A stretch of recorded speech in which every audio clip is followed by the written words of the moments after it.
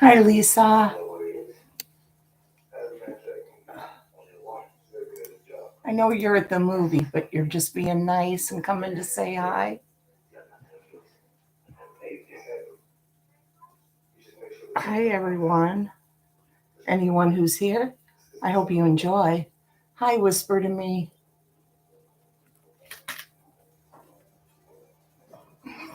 I have a new book, Haunted Highways.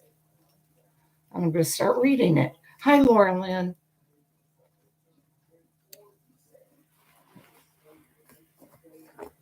Hi. And anyone watching in the replay, I hope you enjoy the new book. Spooky stories, strange happenings, supernatural sightings. Ooh, let's get started.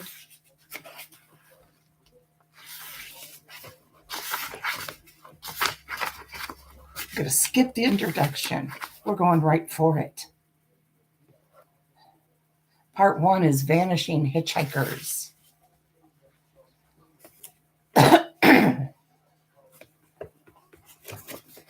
The Phantom Hitchhiker. They say that no good deed goes unpunished. Hi, Steph. And that's certainly true if you're not careful when you give a hitchhiker a lift. If you're on a haunted highway, that stranger you pick up may be a lot stranger than you think. Hey, Nicole. Fortunately, Jonathan wasn't in a hurry. He could get there by tomorrow morning if he pressed himself and drove all the way through the night. But he had started to fade about an hour back, so he knew that, if only for safety's sake, it would be better if he stopped somewhere along the way and continued on in the morning. Yes, just lay back, listen, relax, and have sweet dreams. These stories are guaranteed to give you dreams. He tried all the usual tricks to stay awake, but coffee didn't seem to be having any effect. He rode with the window open, despite the chill in the late September air, hoping that the wind whipping in his face would keep him alert. Instead, it just had him blinking his eyes more often. He had turned the radio up and was singing along loudly to songs he barely knew. He had even started talking to himself, taking both parts in an almost comical Q&A. So where are you heading this late at night? Oh, I promised to visit my parents. Not the parents. You don't see them enough. Don't you see them enough? Well, I talk to them every couple days. Okay, every couple of weeks. But it had been several months. Oh my God, had it been more than a year since Jonathan had been home? He'd been busy. His parents knew that, and they were happy for him for making a new life rather than rather successfully, if Jonathan had to say so himself. Of course, he couldn't really be happy, according to his mom, until he found a nice girl and settled down. To meet a girl. Were his eyes playing tricks? It was after 10 o'clock. And yet there, standing alone on the side of the road just ahead of him, seemed to be a girl of about 18. Hey, LMN. Suddenly he saw the curve. The highway had been running in a straight line along the river for the last hour, and then here, coming out of nowhere, was a sharp bend in the road. He pressed on his brakes, quickly cutting his speed. The car slowed to a manageable crawl just as the road began to turn.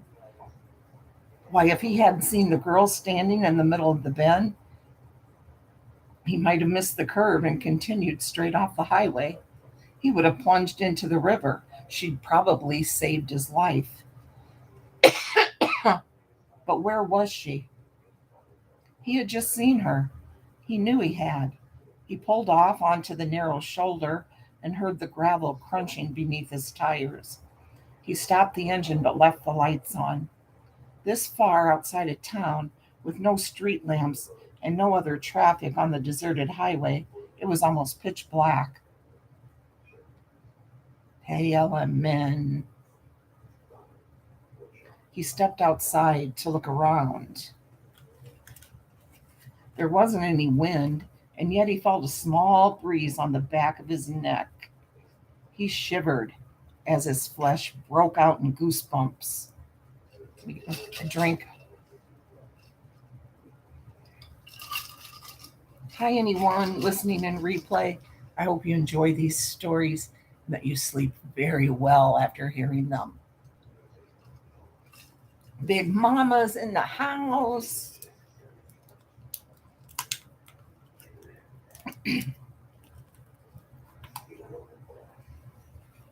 Odd. It felt as if the temperature had somehow instantly dropped about 10 degrees. Slowly, he became uncomfortably aware that someone or something was standing right behind him. I didn't leave without saying goodbye. I wasn't on the panel. How could I say goodbye? You left me without saying goodbye, Carolyn. You said you hated me. You told me to leave. I made a video for you. Did you see it? It's 3 seconds.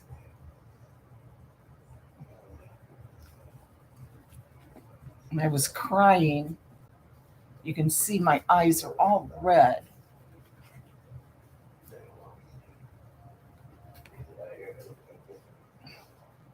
I have a new book, and I wanted to.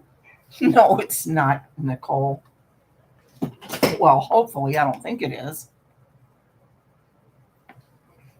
Now I unplug this. I need to plug it back in. Yeah, I have a new book, and I wanted to read a little bit of it. That's all. There. She's not being a mean girl. Let's all be nice and no fighting in the chat. Let's all be polite to one another.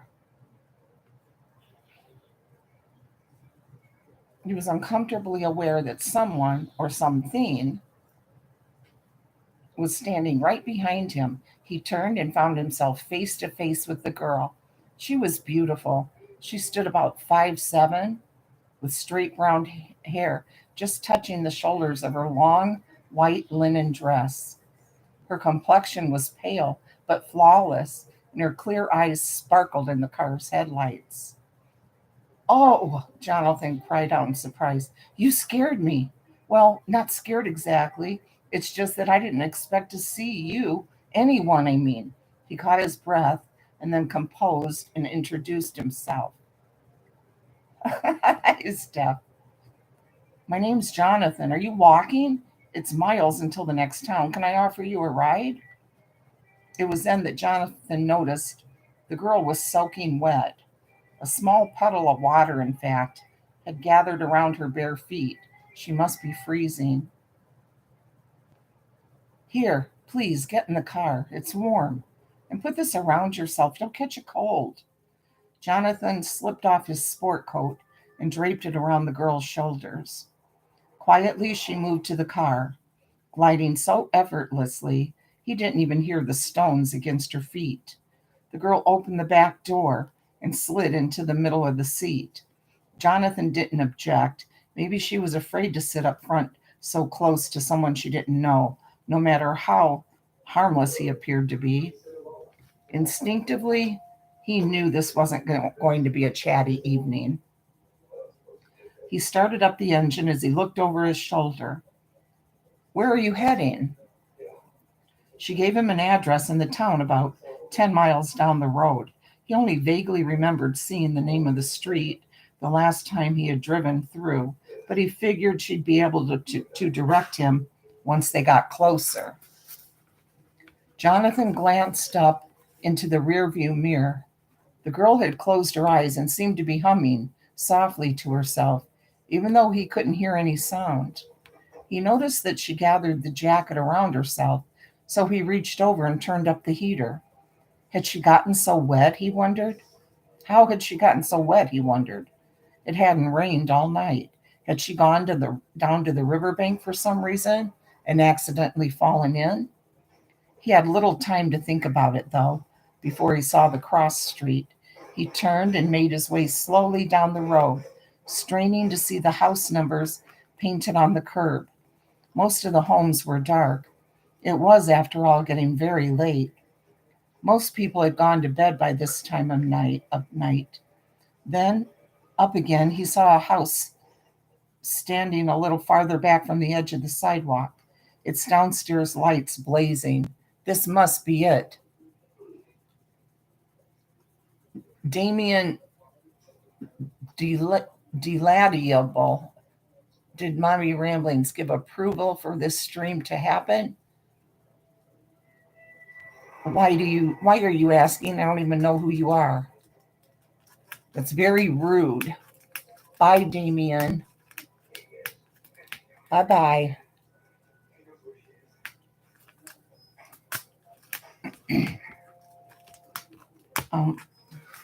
Garnet, Mitten, stop.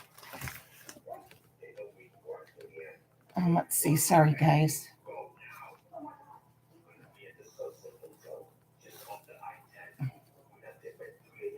Let's see. Where are we? He had little time to think about it, though, before he saw the cross street. He turned and made his way slowly down the road, straining to see the house numbers painted on the curb. Most of the homes were dark. It was, after all, getting very late. Most people had gone to bed by this time of night. Then up ahead, he saw a house standing a little farther back from the edge of the sidewalk, its downstairs lights blazing. That must be it. Someone was probably up waiting. Jonathan wondered if it was her parents worried sick, the way he knew his parents would be. Or what if it was a boyfriend or even her husband? He hadn't thought about that. Jonathan saw the address on the mailbox at the end of the drive and stopped out on the street rather than pulling into the driveway. It had occurred to him that the circumstances might seem rather suspicious. A girl alone at night, no vehicle, miles out of town, soaking wet from who knows what. He was happy to help out someone in trouble, but he hadn't even asked her why she was out there all on her own, and she hadn't offered an explanation. There was no reason to get any more involved now. Thank you, Whisper to Me, for asking. The girl was so quiet that Jonathan was sure she had gone to sleep. He looked into the mirror. Where was she? Where'd she go?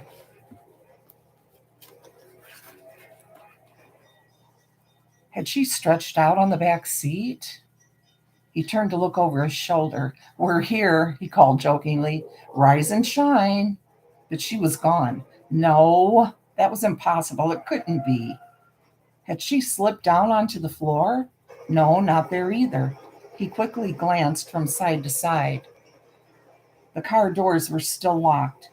Besides, he would have heard something if she had opened the car while they were moving. How could she have gotten out? Is the TV too loud? Hi, Julie Johnson. Dave turned it down once. It always has to be some kind of shooting or screaming, cars squealing. Okay. He couldn't believe his own eyes. Had he been hallucinating or dreaming? He knew he had been falling asleep at the wheel before he picked her up. Maybe he imagined the whole thing. He reached behind him and felt the empty car seat. He jerked back his hand as if it had been shocked by a jolt of electricity. The car seat was still damp. Okay, whisper. Then he remembered his jacket. He had given her his sport coat to keep warm. He knew he had been wearing the jacket when he started out from home, and he wasn't wearing it now. It wasn't on the seat beside him, and it wasn't on the back seat either. He must have taken it with She must have taken it with her wherever she went. Jonathan jumped out of the car and walked all the way around it. He looked down the narrow asphalt road, one way, then the other. There was no trace of the girl. She had simply disappeared like a ghost. He stood there confused, at a complete loss as to what to do next. He looked across the newly mown lawn up to the house. He didn't want to bother strangers, especially close to midnight, but she had given this address, and the lights were still on. Maybe whoever lived there had some answers. Quietly, he walked up to the doorstep. Oh, this creeps me out. He raised his hand, paused slightly, and then made up his mind and knocked on the door. The porch light snapped on almost instantly, startling him. He regained his composure as the door opened slowly. Greeting him was a woman of about 45 with prematurely white hair and calm, comforting eyes. Several feet over her shoulder, Jonathan could make out a man of about the same age, perhaps a bit older, head downcast. We've been expecting you, the woman said softly. Please come in. You've been expecting me? Or someone like you? Please come in. Jonathan hesitated. What was he getting himself into? As if to answer his unspoken question, the woman gently prompted, Tell me, did you meet a girl on the road tonight? Jonathan was dumbstruck. How could she have known why he was there or what had happened? Before he could ask, the woman opened the door wider, gestured inside, and said, Let us explain. Jonathan allowed himself to be ushered into the room. Comfortable, well kept. He sat on one end of the sofa, and the woman settled next to him. She drew a photo album onto her lap. I'll explain everything you want to know, but first, please take a look at these. Is this the girl you met? He flipped slowly through the pages. Yes, that was the girl who had been in his car. There were dozens of pictures taken of her over the years, from the time she was starting grade school, during her teen years, right up to the age she must be now. Yes, that's her. But then she must be one of your family. Yes, that's Jean. She was our daughter. Oh, I'm getting goosebumps for real. I've got them all over. Because these are supposed to be true. As true as they can be, you know. I'm always skeptical, but still. What was Jonathan's mind started to race? Then the girl he picked up, the one who got into his car, the one who vanished, was no longer alive. Excuse me, guys. Yes, that was our little girl. Well, not so little. She was almost 19. She died just 5 years ago. 5 years ago tonight. At that, Jonathan lost it. It couldn't be, he screamed to himself. She couldn't be dead. Not if he had just seen her, talked with her. That sort of thing just doesn't happen. Not in the real world. 5 years ago, she was driving home from a party late at night on the road along the river that you must have been following into town. There was a light rain that night, the first after a long dry spell, so the roads would have been slick. We don't really know what happened, whether she fell asleep at the wheel, whether someone jumped out at the road in front of her and she lost control. Maybe she was just going a little too fast. But there was that big curve. You must have noticed it. Most of the road is as straight as a line, and the car crashed through the guardrail. The mother paused and turned slightly toward her husband, who was sitting quietly on the other side of the room. Have they ever replaced have they ever replaced that, honey?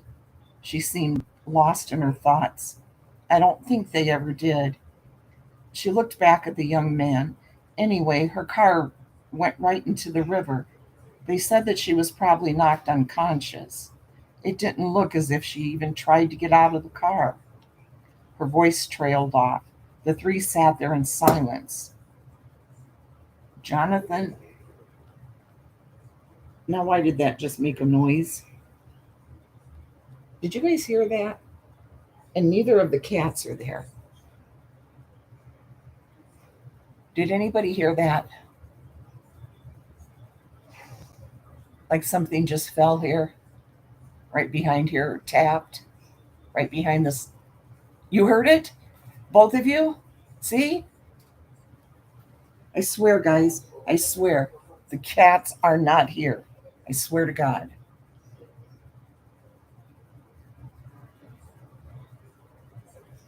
No, I'm not putting the light on. Are you crazy? That freaked me out. Wow, it is crazy and creepy. Yeah, like a tap, a knock, or I don't know.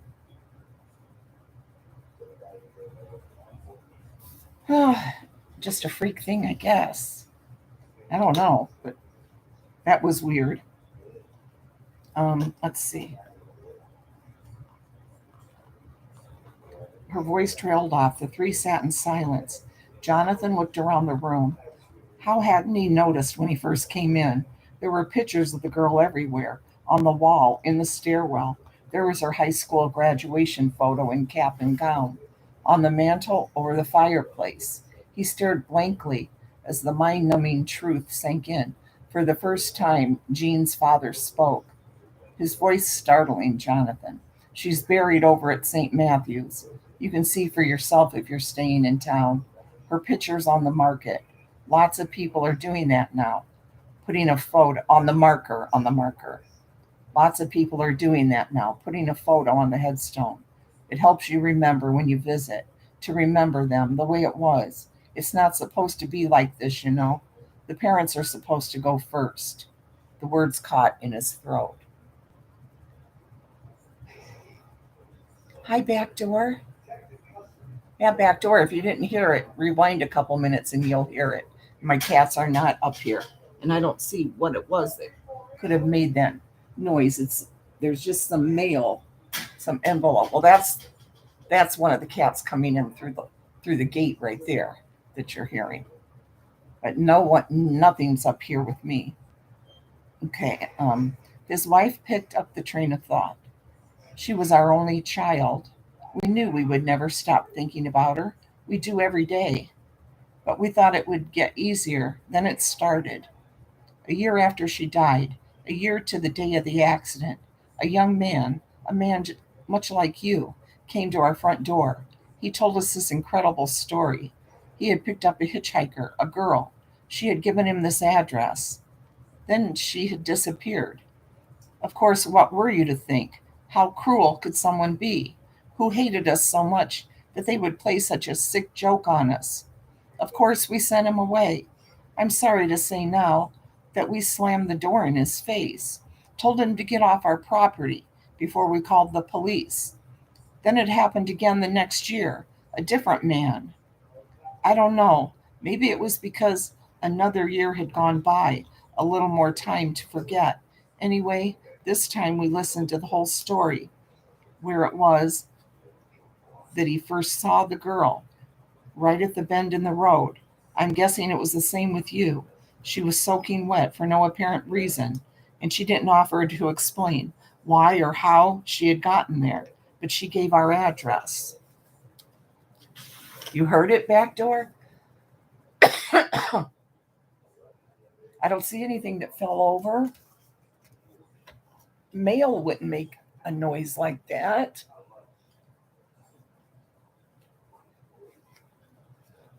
Jonathan broke in quietly. Yes, she opened the door and slid into the back seat. Like you said, she was wet. I gave her my jacket to keep warm. She didn't say much, just asked me to take her here. I didn't pry. I just wanted to help out. Jean's mother gently reached out her hand and laid it on top of Jonathan's. I think she appeared to you because she knew she'd be safe. She was a very good judge of character. All the others, the other four, they all seemed like such nice young men. Embarrassed, Jonathan picked up the story. I glanced up into the rearview mirror from time to time, just to check, you know. She had eyes her she had closed her eyes, seemed to be drifting off to sleep. When I pulled up in front of your house, I looked over my shoulder and well, she was gone. I didn't know what to do. I saw that your light was on, so I took a chance. Quiet invaded the room. After a few minutes, Jean's parents stood up. Jonathan knew it was time to go. The girl's father shook Jonathan's hand, and on an impulse, her mother gave him a quick hug. We've never seen her, you know. As often as we've driven that road in all the years since. After we heard the story a second time, after we believed, we always hoped we would. Well, maybe it's better this way. Thank you for helping our little girl. They still missed her. This much after 5 full years. She would have been 23 if she were still alive. But they still thought of her as their little girl. I guess you're always a kid to your parents, thought Jonathan. He made a mental note to be extra kind to his parents when he got home the next day. And with that, the girl's folks showed Jonathan to the door. The hour had gotten late, so he decided to make his overnight break there and pulled into a motel at the far edge of town. The next morning, he awoke with a start. The events of the night before crowded into his mind. Had they really happened? They must have. Otherwise, he would be 100 more miles down the road like he planned. After a quick shower, it was time to get back on the highway. As he checked out the front desk, he had a sudden whim and asked the clerk, Do you know where St. Matthew's Church is located? Armed with directions, Jonathan set off for the simple Lutheran church. He pulled into the empty parking lot. There, to one side, was a short path leading to the cemetery in the back. He walked through the open iron gate and quickly scanned the tombstones. He was looking for one that would be relatively new, with a small photograph set into the stone. There it was. He slowly walked over to the headstone. As he looked down, a smiling face beamed back to him from the marker. That was definitely the girl. And then he noticed it. At first, he had just dismissed it as a flag, or perhaps a work cloth left behind by a caretaker. I'm getting goosebumps again. But there, neatly folded and draped over one end of the tombstone, was a blue sport jacket. It was his, the one he had offered the trembling hitchhiker the night before. To thank him for his kindness, Jean had returned his coat from beyond the grave.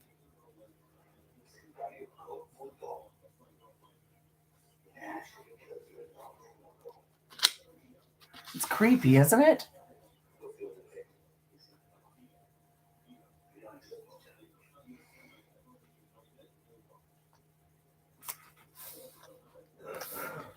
This one's called Resurrection Mary. There's a lot of these same stories, aren't there? They're so similar, you know? Makes you wonder, do people just make them up? It was good, wasn't it, Backdoor? Let me pour another water in here. My water's just right here. I'll read Resurrection Mary. Do people just copy each other, or do these things really happen?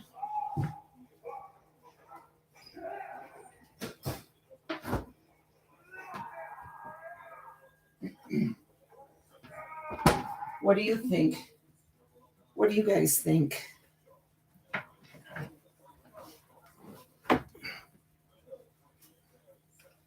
You think it was Route 20 she haunted, but not sure. We have Route 20 around here. I think it goes all the way out east. Highway 30 does, I know that. We may have that one coming up, Nicole.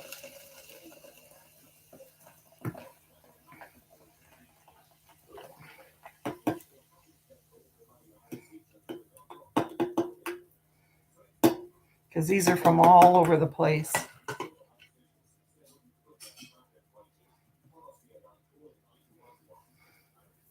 Waverly Pool Girl, I know you're pulling my leg. Hi, Vicky.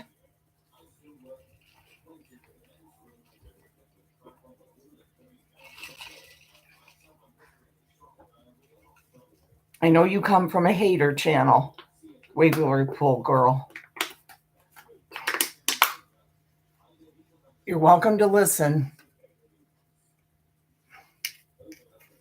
But I'm not going to fall for it.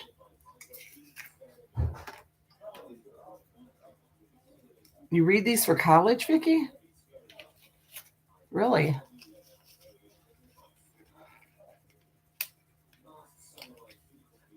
Resurrection Mary. Yeah, with the lights off, right? Back door?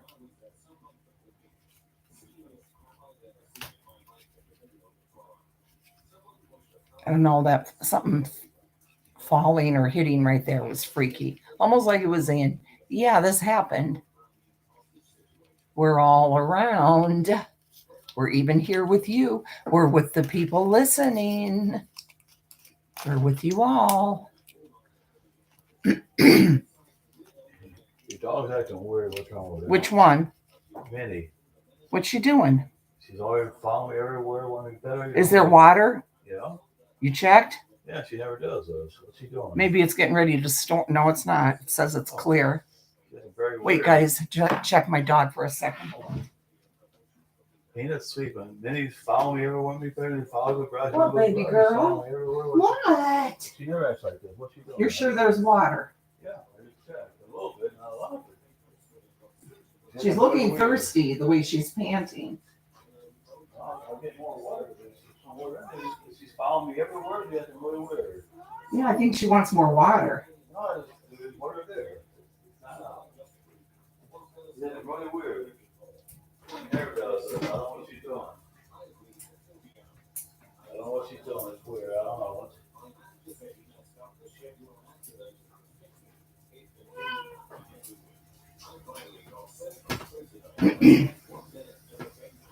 Okay. Go ahead. You can lay here, Mittens. Come on. You can lay here. I made that for you. Lay down.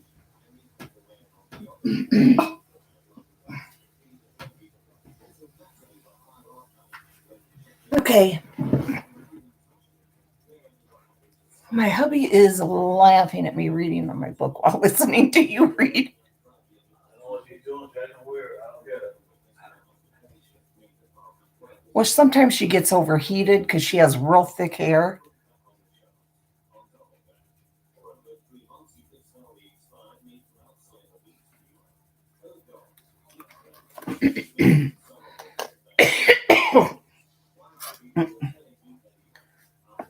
Sometimes it's too much to ask a spirit to stay put, especially if it loves to dance. Oh my gosh. I'll be back. Something ain't right. What's wrong? I'll be in the bathroom. Sit in the bathroom. Well, she must be scared about something. What, baby? What are you scared about? She never. I know these dogs that she never does. What's she doing? What, baby? Follow me everywhere. She was bathroom with me, and she never does that. She's acting like it's going to storm. This is how she acts when it's going to storm. I'm sitting on the hearing unit. It's raining, man. I don't know what that is. I don't know how these dogs act. She's acting very weird all of a sudden. She's following me everywhere. She don't do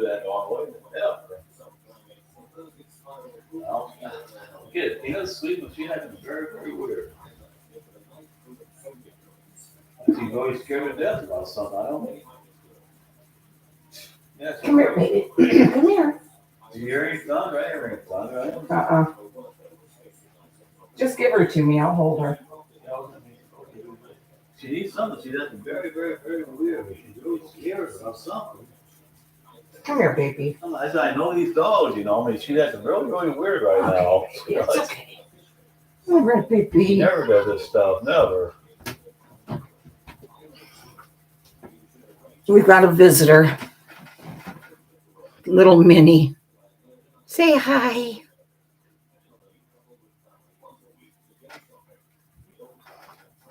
What's the matter, little one?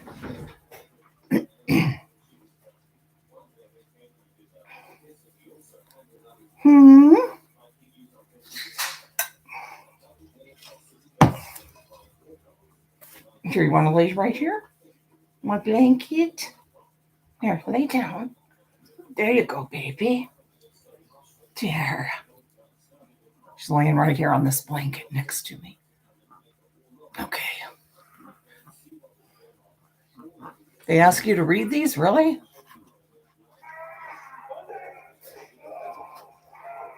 Well, she's acting like she does whenever there's going to be a thunderstorm. But it's clear right now, so I don't know what her problem is. Okay, sometimes it's too much to ask a spirit to stay put, especially if she loves to dance. Take the case of Resurrection Mary, whose ghost often appears on the wooded stretch of highway between the ballroom that in life she used to frequent and the cemetery in which she now rests for eternity. If you give a ride to a hitchhiker some night outside Chicago, you might just meet her.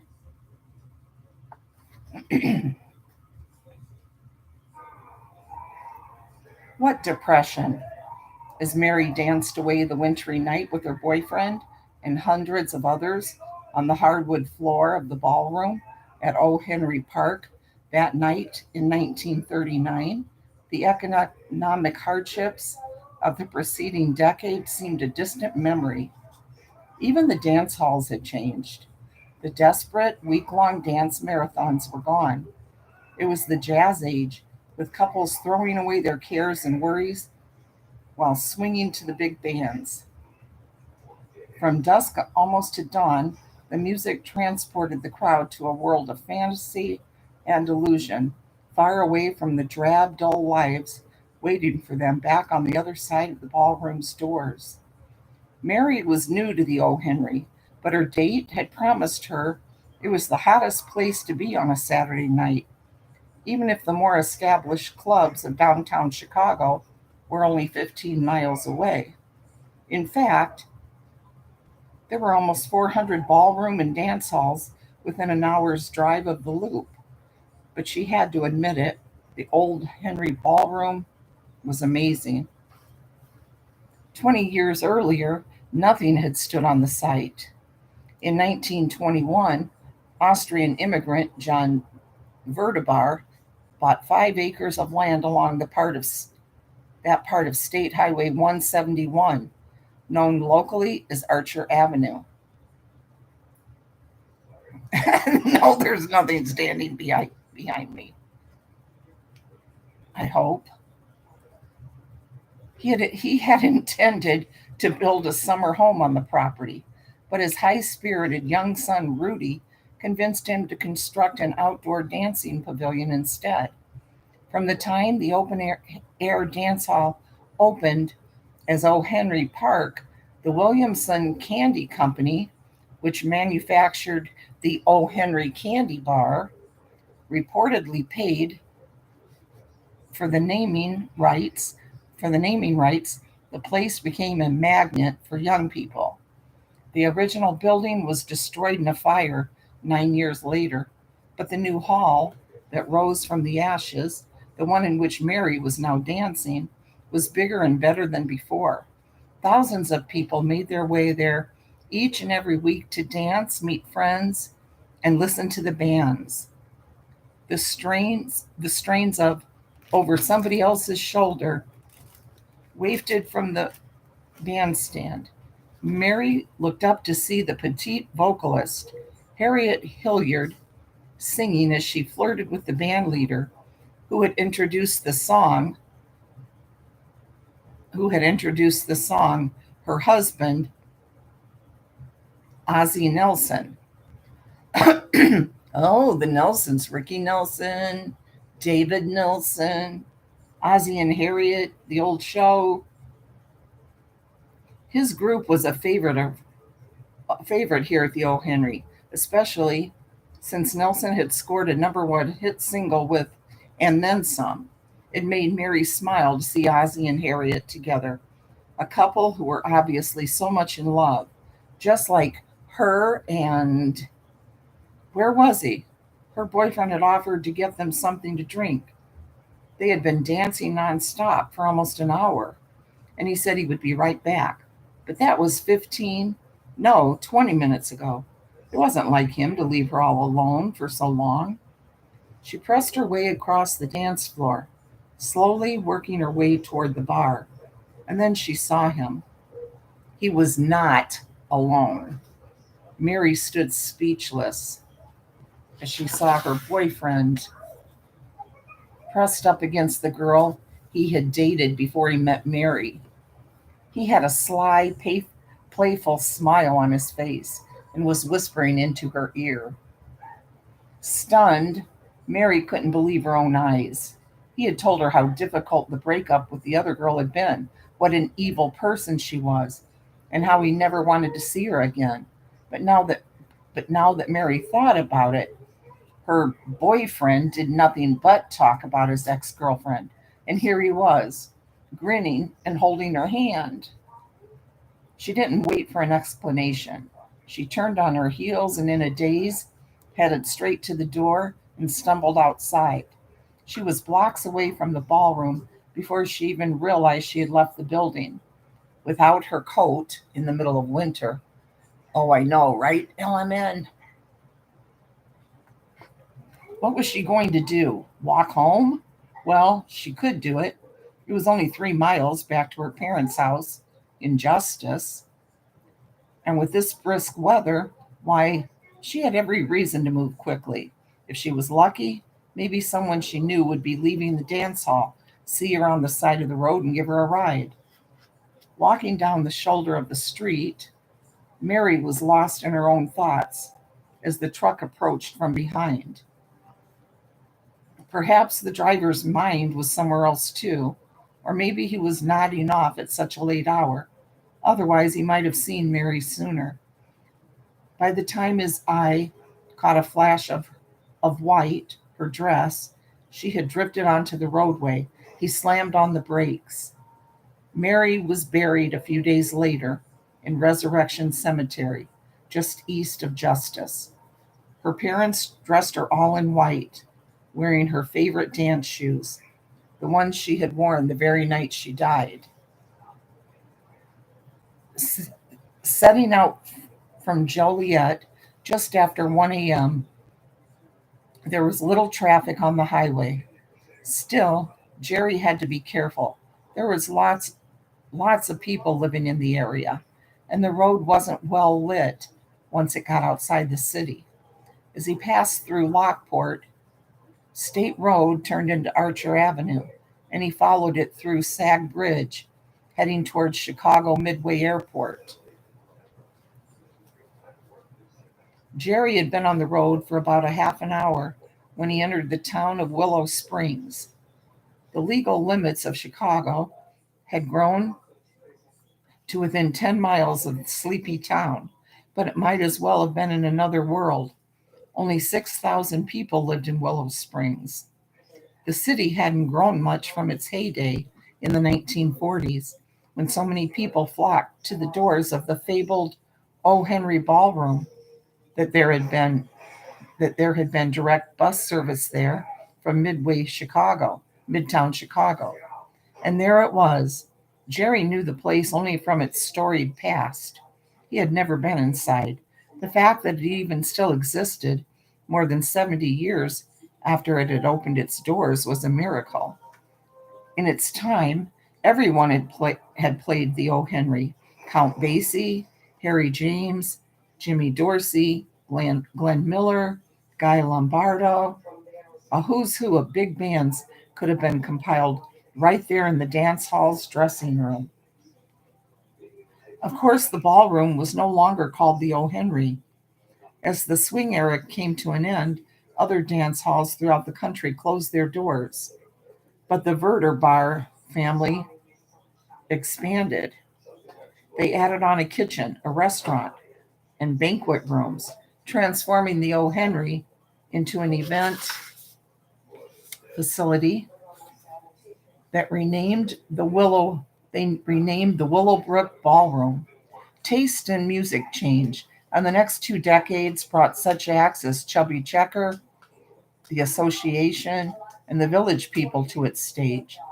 Yeah, thought Jerry, the dancers who crammed into the ballroom to hear the big bands of yesteryear probably wouldn't even recognize the place. Jerry peered through the dark. Was that a light by the side of the road up ahead? No, it was simply his own headlights reflecting off a dress. Someone was walking out here alone at this time of night. With the person now in the full beam of his lights, Jerry could see the back of what happened to be a slim young woman walking on the right shoulder of the road. Did he say walking? Her feet looked like they were barely touching the ground. She almost seemed to be floating. Jerry pulled up beside the waif-like figure and rolled down the passenger side window. He could see the moonlight reflecting off her ivory skin. She was dressed in a plain white sleeveless dress, and long blonde hair fell loosely over her shoulders. And even though it was summer, she was shivering. Pardon me, I don't want to bother you, he called out, but could I be of some help? I thought you might need a lift somewhere. The young woman stopped, but didn't look his way. I promise I'm not an axe murderer or anything. I won't hurt you. Jerry laughed nervously at his own joke. Well, he thought if that possibility hadn't really crossed her mind, she was certainly thinking it now. Really? I just want to help. You look lost and cold. The girl turned to face the open window. She suddenly seemed awake from a dream, and her face, especially the welcoming blue eyes focused on him, seemed filled with trust. Oh, she said as if surprised to hear her own voice. A lift. That would be nice. She quietly opened the front door and slipped into the seat beside Jerry. Without another word, she settled back and stared out at the blackness on the other side of the windshield. Where are you headed? Oh, I'm going home. It's just down the road, straight ahead a few miles. And then to answer his unspoken question as to what she was doing out there, she added, I was dancing. Dancing? You mean at the Willowbrook? Willowbrook? Willowbrook? No, I don't know the Willowbrook. I was at the O. Henry. Puzzled, Jerry said nothing. The girl was obviously confused. The ballroom he'd just passed hadn't been called the O. Henry since it was remodeled back in the 50s. It's one of my favorite places, she explained. There's the music, of course, and the ballroom is full of life. I always have so much fun there. She sat motionless, her eyes wide, as if she were seeing the scene replaying in her mind. I love to dance. Jerry couldn't help but follow her eyes as she gazed down at her as she gazed down at her long, slender legs. On each foot was a spotless, soft, comfortable leather flat. The shoes were perfect if you wanted to stay light on your feet for hours at a time on a polished wooden dance floor. She looked up abruptly. She met Jerry's eyes and smiled. I was there all night. The people wouldn't let the band stop playing. I danced and I danced. Sometimes just by myself. But tonight, so many men asked me to join them. Well, I couldn't say no. Tonight? Funny, thought Jerry. The lights had been out when he passed the Willowbrook. Of course, he didn't really know the club, but very few places stayed open this late, way out here in the suburbs. After all, it was after 2. By this hour, most things were closed, even on the weekends.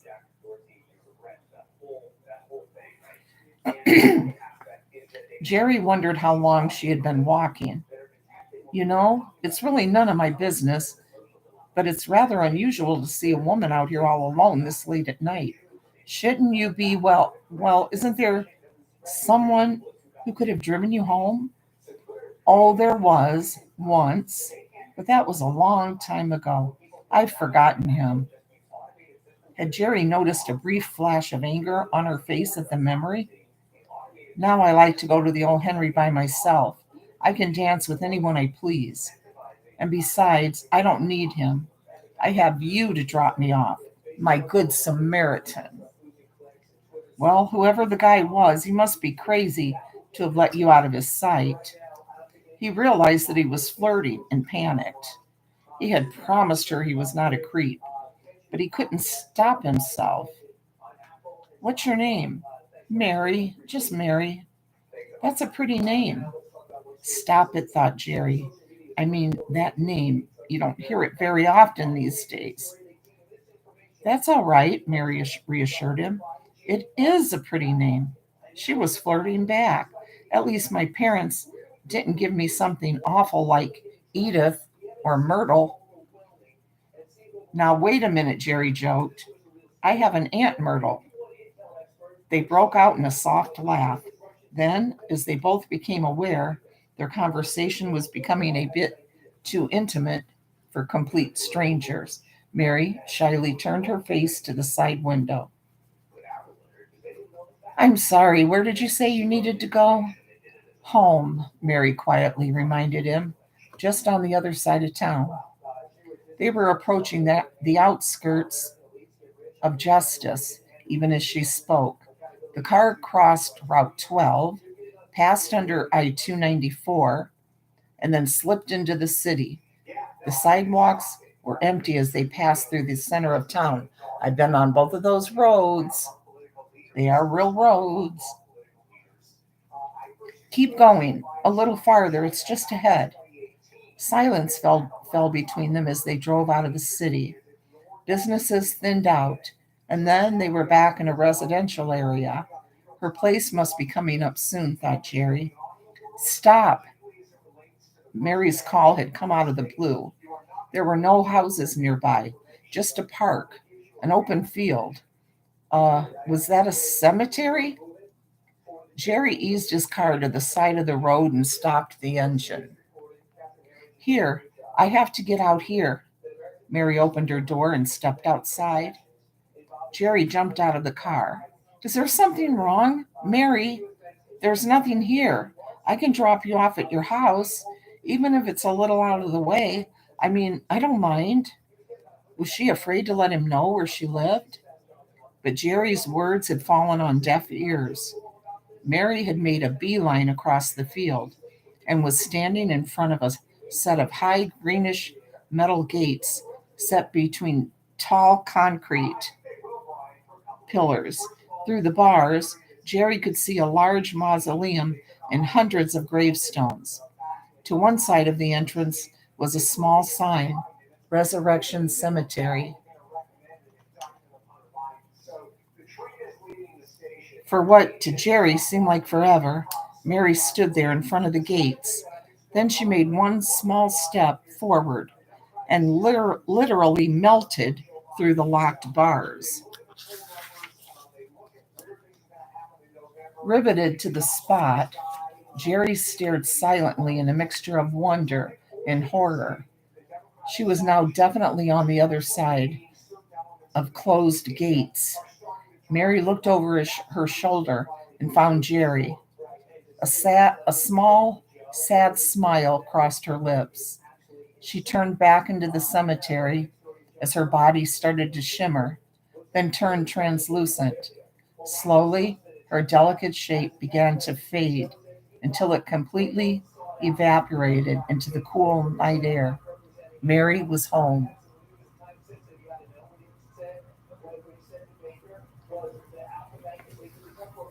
That was creepy, wasn't it?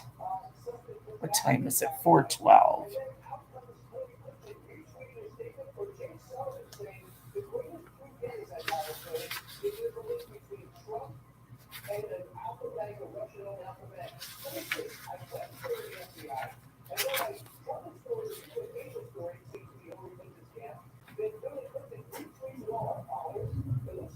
Oh my goodness, guys.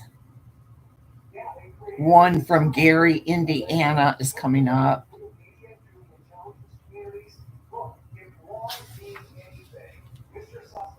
Highway 20. I got to read this one. This will be the last one for tonight.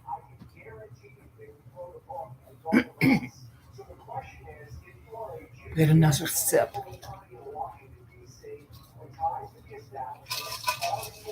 These are creepy. They're sad too, aren't they, Ellen and Vicky? Staff whisper to me, Nicole. Aren't they sad though too?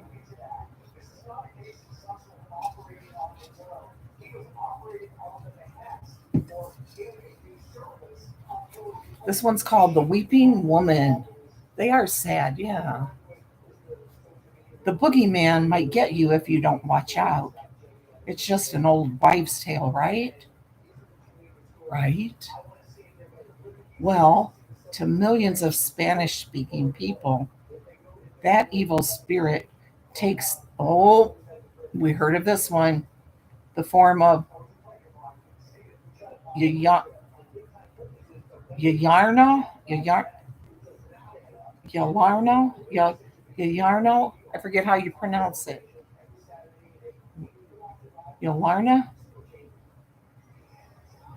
the weeping mad woman who roams the streets in search of her lost children. Will she capture you next?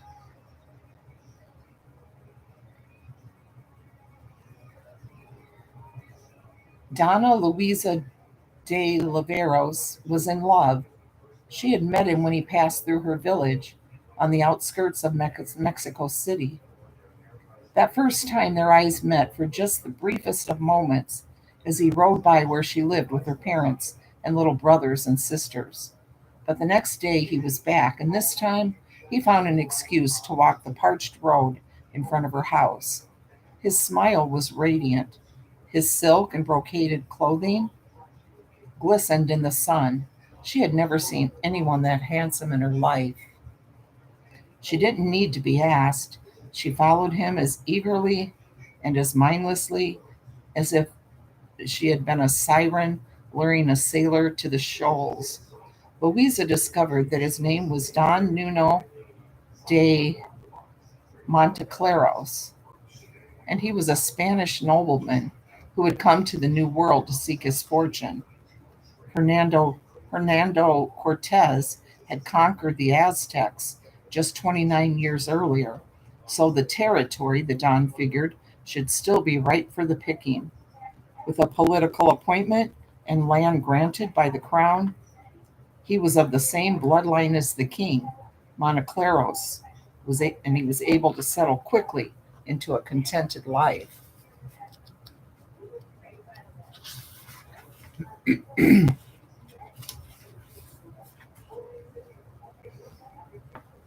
Louisa became his lover the very first night she visited him. Over the next 2 years, she bore him two babies. You might think that, as his mistress and the mother of his children, she was given some sort of privilege, perhaps a room of her own in the magnificent hacienda, but that was not the case. True, Montescleros didn't completely abandon her. He was not a cruel man. He knew he had ruined her and that she could never return home to her village. Still, he had no intention of marrying the girl or acknowledging the children.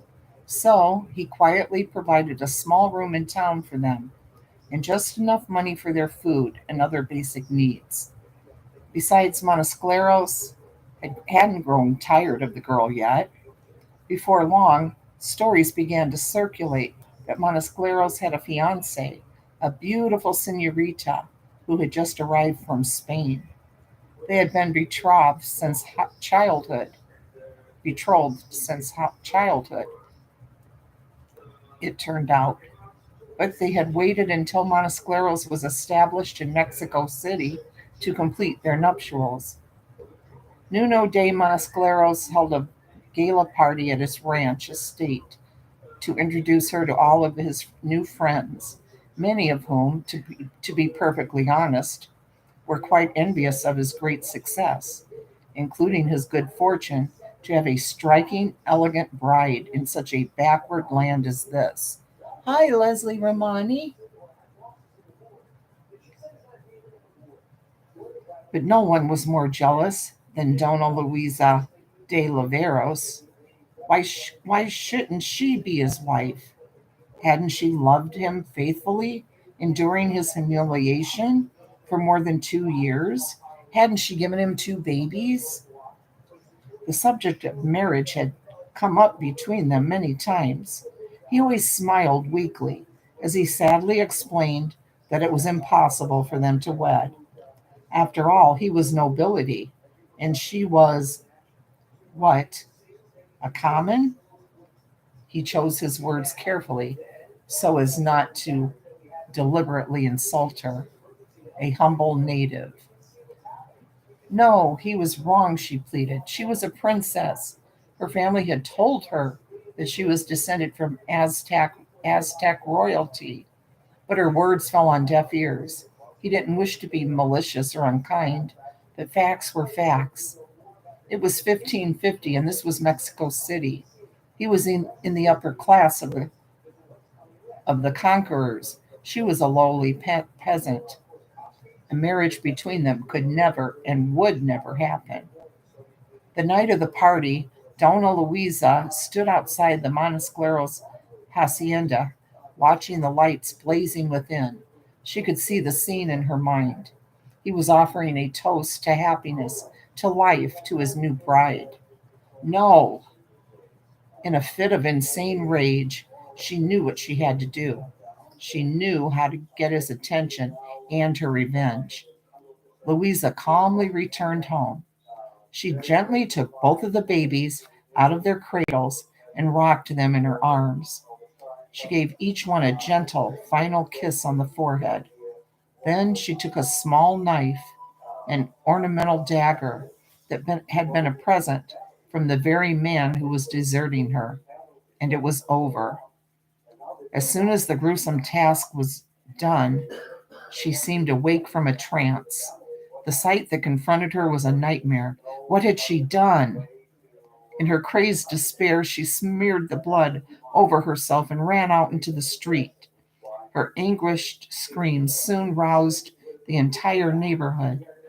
For a week, the mad woman aimlessly roamed the area, first wailing, then murmuring just under her breath about her lost children. It wasn't long before the policia investigated and discovered the murdered infants. For her grisly crime, Dona Luisa de Laveros was sentenced to death. After she was hanged,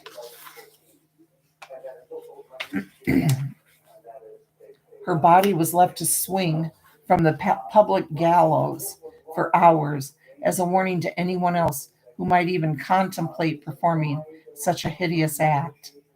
It wasn't long before her ghost, wearing a long white blood-stained dress, began to show up on the street of Mexico City, where she still appears to this day.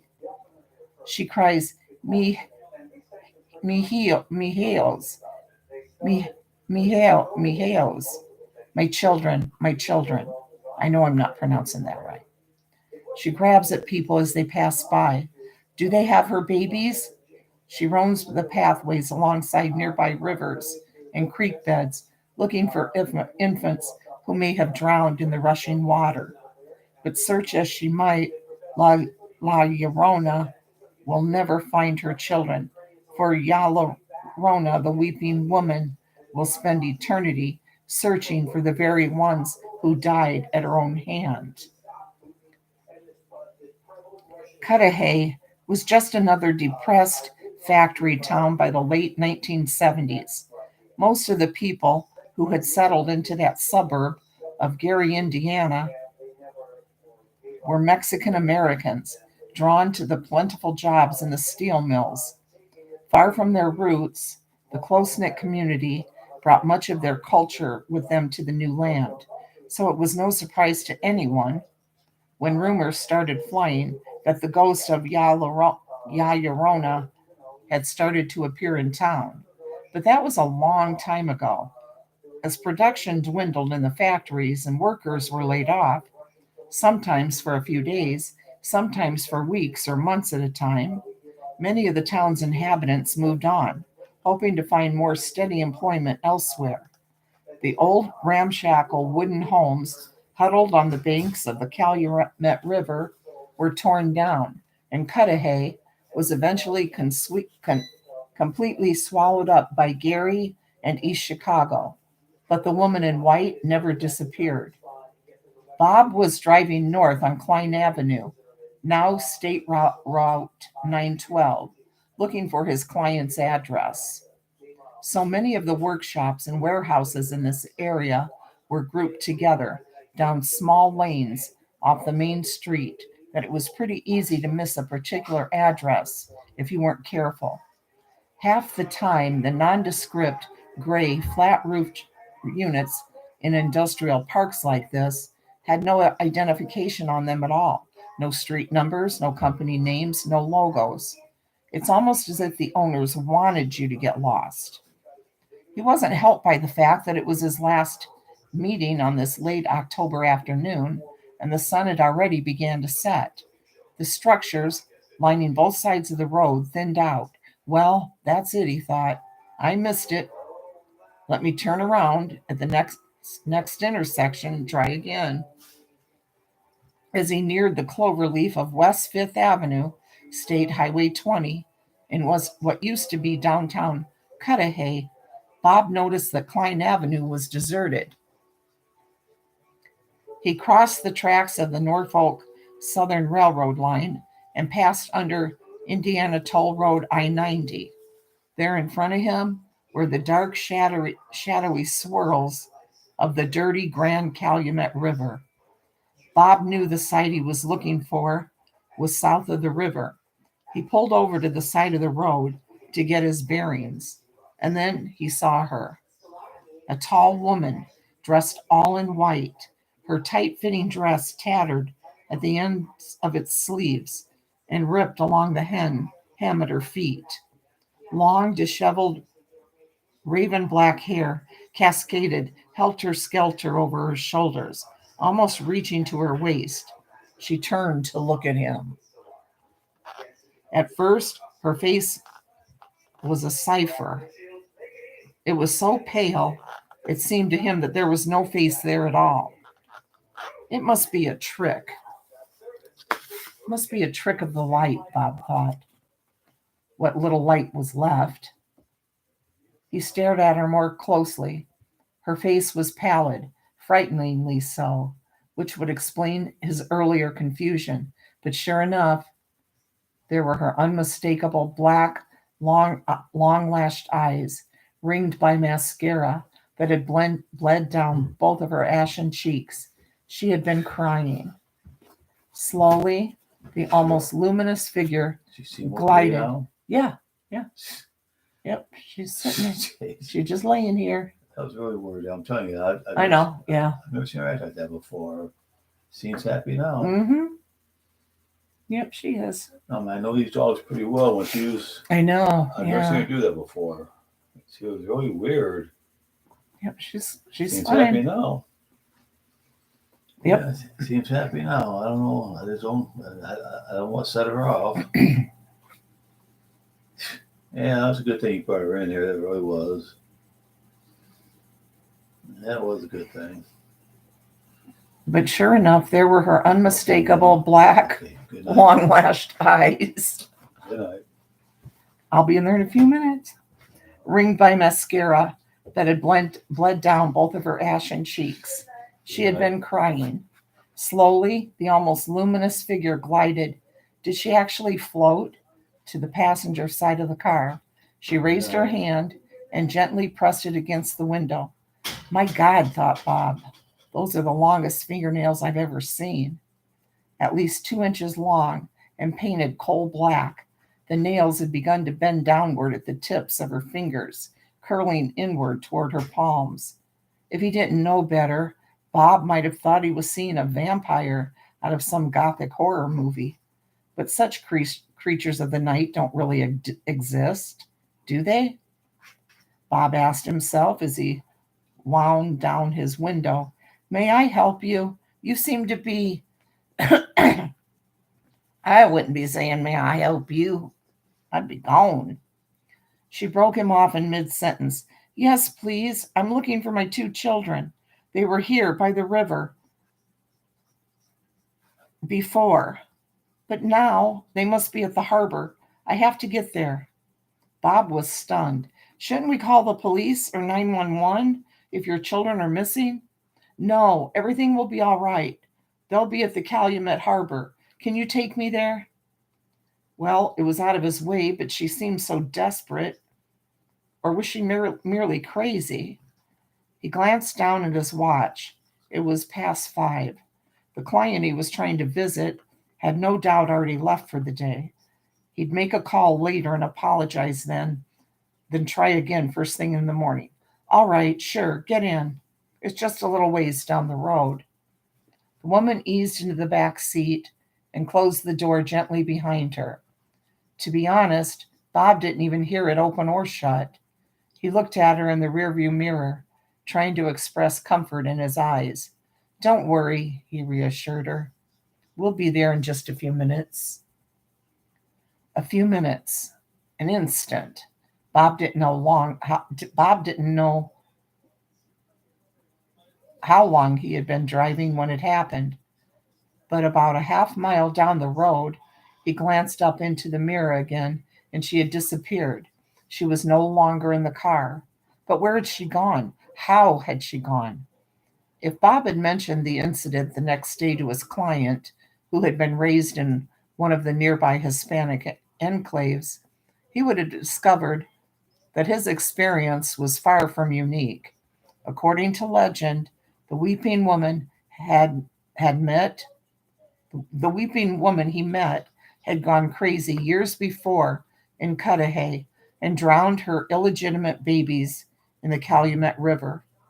Now her ghost appears at the intersection of Klein and Fifth, or on the overpass to the harbor looking for her children.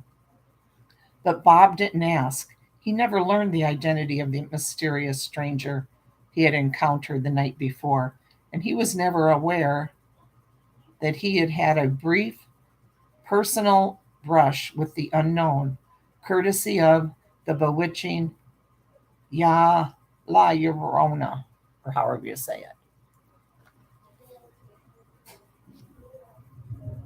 You really think so, Leslie?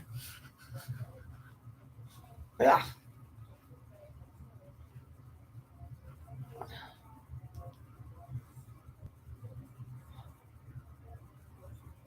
Uh, Trying to shut that off. There we go. A couple of good stories there, huh? Interesting.